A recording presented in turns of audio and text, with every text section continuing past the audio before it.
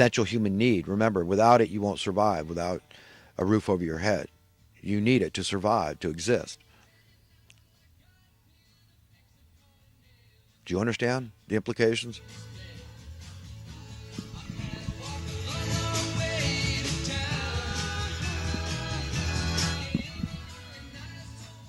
So you can say that I am just being negative and overly cynical, but I strongly contend that's not true. Quite the contrary. It only sounds radical because you've been trained to believe the things I talk about are radical. But the benefits of ending extreme poverty in America would be flabbergasting to most people, profoundly flabbergasting, be phenomenal, blow your mind, man. Dubious war, you know how hard it'd be to get a dubious war started? Huh. A guy will pay for go kick Hitler's butt, for example. A just war. That's the nature of a man, the godly nature of a man. National debt won't exist. Traffic on the LA freeways will be gone overnight when people aren't forced to punch a clock at a given time. The entire social welfare industry everybody's paying for, that wouldn't exist anymore. Wouldn't have any need for that. Pay people directly. Just mail them a check in the mail. Level the playing field. More than one way to skin this cat, this Federal Reserve, most evil banking institution ever known to man. So you understand, I know what I'm talking about here. And you could talk to any sociologist worth their salt that's honest, intellectually honest with you. They'll tell you the same things I'm telling you. That's exactly would be the effect on society at large. Would free us. Would free us. And imagine all that escapist behavior I talked about earlier. It would free us from. That I blame. I blame this fouled up system, this evil world system, this satanic world system for my desire to escape. Because I'm not free. And I do want to crawl in a hole and die sometimes, I admit. I want to isolate. I want to pout. I want to complain, and it's very unbecoming, and it's to my own detriment. And but I'm stubborn, and so I'm the kind of guy that can only learn from the school of hard knocks. And I know a lot of guys out there that are like that too, and it's not good. But it doesn't mean we got to lose our godly nature over it. It doesn't mean we got to lose our souls, because we value the fact that there's tons of things we wouldn't do for any amount of money, and that, my friends, is a beautiful thing that you should cling on to, seize as your own, claim it, and it's a beautiful godly instinct. I mean, once you're in God's hands, man, to that degree, there's no going back. Why would you ever leave the comfort of His hand, His safety, assuredness of going to a better world, the one that's promised? God can't lie. He wants His kids. It's all logical. He wants His kids to have everything forever. He wants everything to be good and right with us. He wants us free and happy and content and at peace with one another.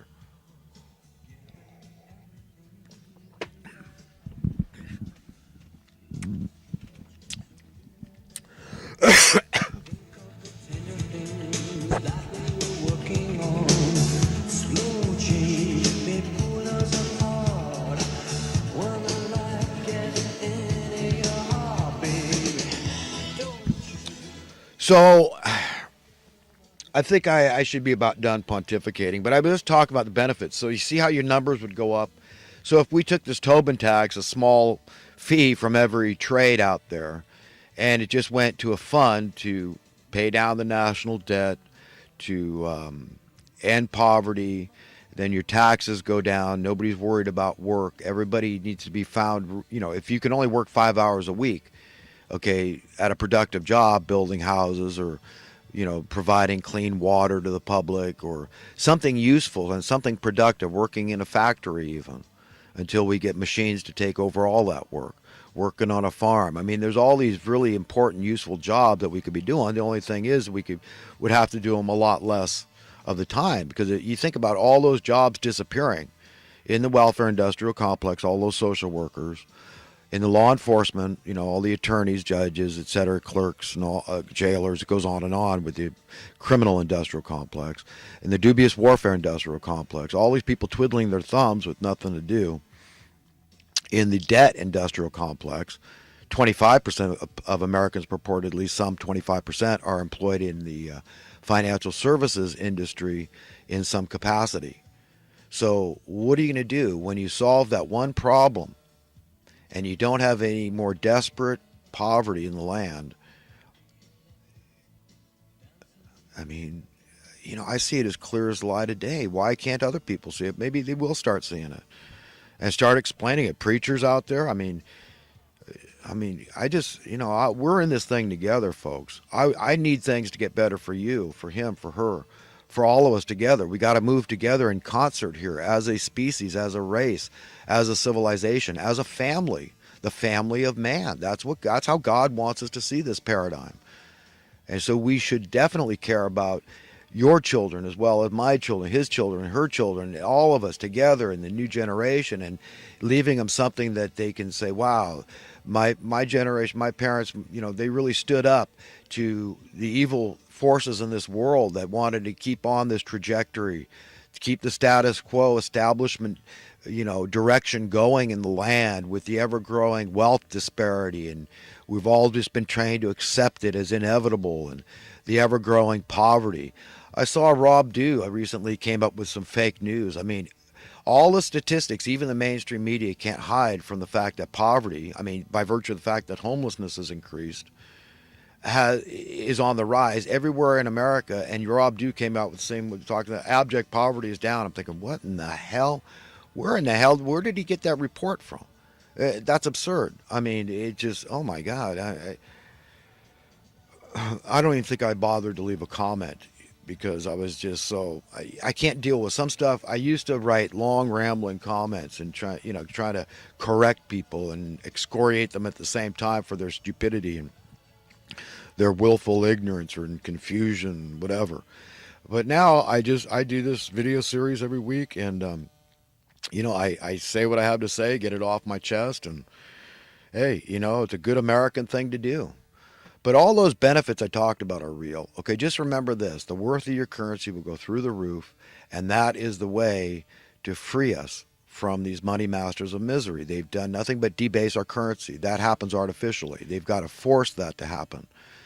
Okay, that is not supply and demand economics. That is not capitalism. That's not free market. They had to force the worth of our currency down in order to keep us oppressed, keep it going, I don't know how to be more clear, but this is it. This is by deliberation. This is by intention. This is not mistake. This is not because they're incompetent, stupid people that run the Federal Reserve. This is by device, okay, that they've done this debasement of the currency by ever increasing this cost of living tax. You understand how one thing is connected to another, like a scale. They're inseparable, like Siamese twins. It's just they're joined at the hips. That's the way it works. If your cost of living tax goes up automatically without saying it, just like a scale, you put something on one end, the other end goes up, right? If you put something weightier on one end, then the other one goes up. And what they put weightier is on the backs of men. The debasement of our currency through cost of living tax increase, perpetual, just ever growing, very abnormal, very forced, very artificial, very inorganic, very invented. You understand? That's how they do these things. This is what's happened. They did it on purpose. This is how you enslave people. You make it like they're running in sand, and the sand just keeps getting deeper and deeper and deeper. They keep raising the bar, make it harder and harder and harder to enter the realm of middle-class home ownership. Keep making that nut you got to crack in order to get to the meat to survive. They keep making that nut harder and harder to crack. It's not by accident. No. JFK was an egalitarian. He knew this thing could go the other direction. In other words, if your minimum wage was $1 an hour when they murdered him, by now it could be 50 cents an hour. Okay. You say, what? Did he say that right? Yeah, 50 cents an hour now, today. But the worth of it could be $5 an hour relative to that, what that $1 an hour would buy you. You understand? So it's a two-way street here. As much as I'll say, yeah, minimum wage could have been used as a check and balance to prevent the cost of living tax increase perpetually. Yeah, because then you could point the finger, and if employers don't like being forced to pay their employees more money, well, of course they don't like that. I mean, what employer wants to pay their employees more money? Do we? Right? So you point the finger where the blame belongs, not on the worker who's just getting a commensurate cost of living adjustment. He's just trying to stay even Steven here, right? Same buying power, wants to preserve the buying power of his dollar. So it's not his fault. He's not the one manipulating markets and fixing prices and colluding in special interest groups. It's not his fault. So you blame correctly. You blame those people that are manipulating markets and collusive special interest groups that have a clear incentive, a motivation to debase your currency by raising your cost of living. Do you understand? As long as that cost of living, that tax goes in their pocket.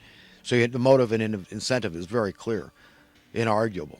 So we got to know how this thing has worked. So then it would have prevented the whole thing in the first place. So then it would be stalemate, okay?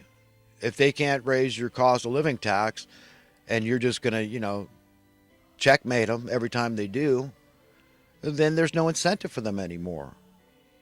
Okay, so yeah, commensurate cost of living adjustment. Why is that a radical idea? Why is that so?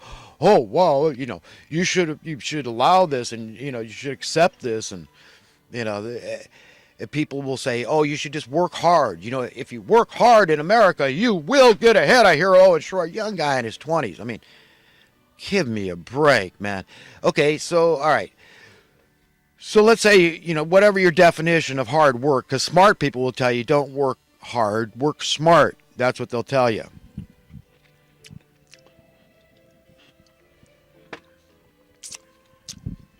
So first of all, you got to define what you mean. Exactly what are you talking about? Are you talking about working long hours, hard work? I mean, just having a good skill doesn't guarantee you could know how to build houses. What more important skill could there be than building a house? But you're working for a contractor that's paying you crappy, and you're not yourself, even though you're the one building the houses, you're not able to afford to buy a house. And you work your freaking ass off 40 hours a week. Maybe you do some overtime. So, I mean, you got a family to take care of. You got kids, you want to give them of your time too. So what is this hard work is going to bring you financial success, and that's guaranteed, and Owen Shroyer promises it, and I mean, come on, get real. But how about this? I say, okay, I'll buy that. Back in the 60s, yeah, you work hard, 40 hours a week, and your wife could stay home, you take care of the family, and yeah, you're sure to succeed because all you need is a minimum wage job to be middle-class home ownership, to have middle class and home ownership. And today, what's it going to take? So you got to work 80 hours. I mean, is that it? Is that what you mean by hard work today? So if that changes in 10 years, then you got to work 120 hours a week. You understand? It's just a stupid argument to say that hard work is some kind of guarantee of financial success. It's just bull. Look at the farm worker. He's working his ass off in the heat of the day out there picking fruit and crap for you. Vegetables. Yeah? And you think it's okay to well, we can't, we got to subjugate somebody. You can't give him a fair shake. And that's not what I mean. I meant something else by hard work assuring that you're going to be successful. So, I'm going to go on to some of the recent events from this past week. Yeah, so my acute cynicism is warranted.